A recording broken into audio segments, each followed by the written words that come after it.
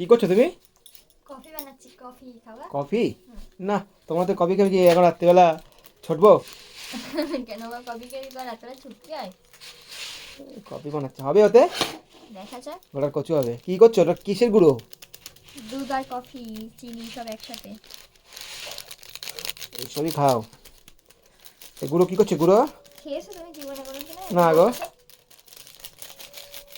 আমার দরকার নেই, খাও তুমি গেলো। আমি তো গেলবো না তাড়াতাড়ি কেন? করো, আমরা দেখবো তো।